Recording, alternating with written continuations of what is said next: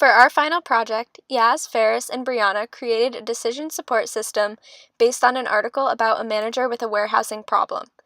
The manager had issues with organizing different warehouses and optimizing inventory location to make it easy and efficient to move products out to shipping.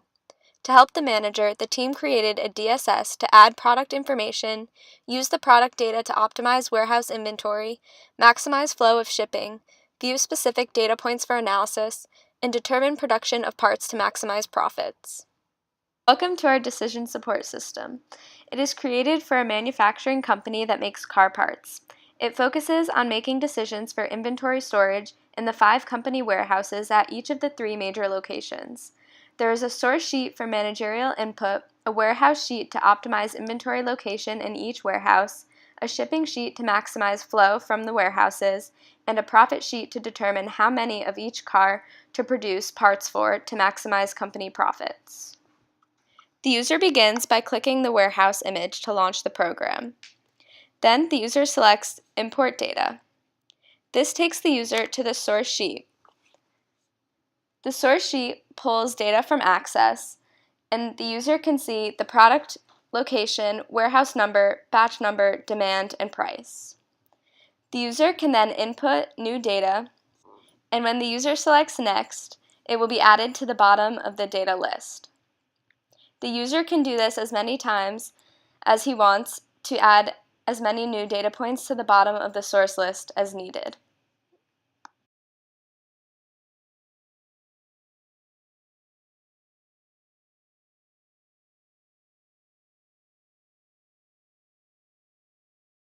When the user is done inputting new products, select Next to go to the warehouse sheet. The user can then optimize the location of products in inventory in each warehouse by clicking Optimize. We can see that there are 5 warehouses, and the outbound shipping is located in the top right corner, closest to warehouse number 5.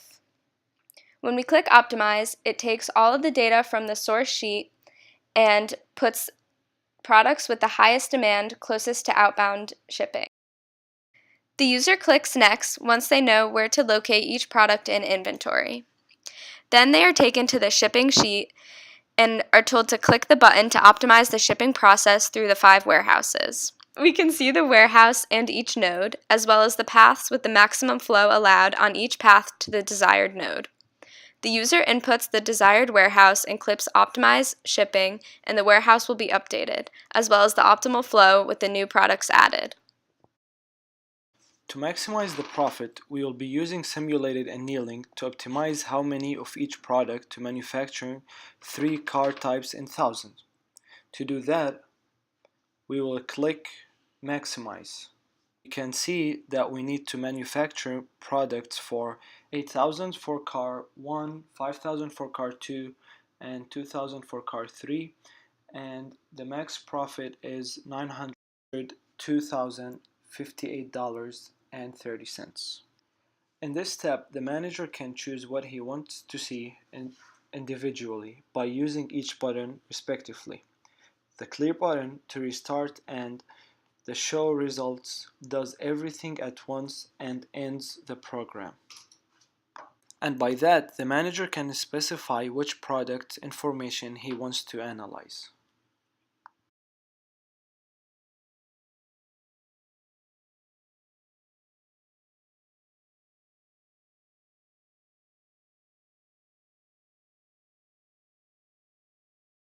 So right now we're going to go through the code. So we go to Visual Basic. As you can see here, we have 7 user forms. So we go to user form 1. This user form shows us how we import the data. And as you can see here, we have a connection with the Access database that we will show later. And this is what the user form 1 is about. The next button makes us go to user form 2, where it asks us if we want to add a product, and we click yes or no. And this is just hides or shows the next user forms.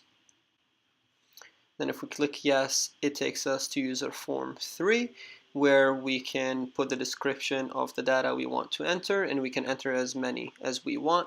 And then we look at the code. As you can see here, we're using the offset property to enter the data. and the code is dynamic so that we can enter as many as we want, and it doesn't matter, and we have no limit. So now we're going to go to user form 4, which will optimize the warehouse, as we have already said. It calls the where macro.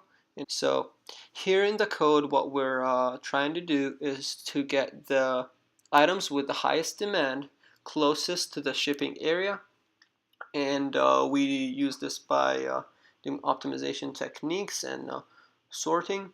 And by doing that, we are making sure that the highest demand is closest to the exit. And then if we go to the next user form by clicking next, which is the shipping process and the survey to maximum flow problem, here we can click and see the code. As you can see, we are utilizing the solver method to maximize the flow throughout the warehouse.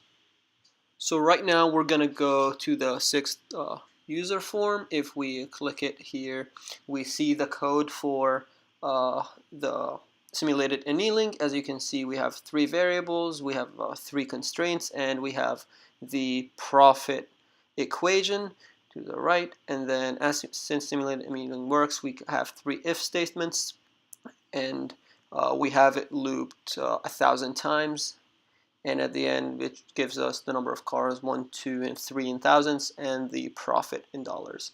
And then for user form 7, if we look at the code, we utilize the autofilter property and the field property using the list objects, so that we can choose, so that the manager can choose what he wants, and he can do that individually for each one or all at the same time. And the clear button, as we have already said, removes everything and lets the manager restart. And now we need to show the Axis database. So here we can see that we have the 6 columns, and we have 200 data points. We have the product, the location, the warehouse, the batch number, the demand, and the price. This DSS would be beneficial in industry because it would help the manager making warehousing decisions to minimize travel distance to shipping in each warehouse, saving the company money, and provide a quick and efficient system for everyday use for the manager to make everyday tasks easier. Thank you for listening.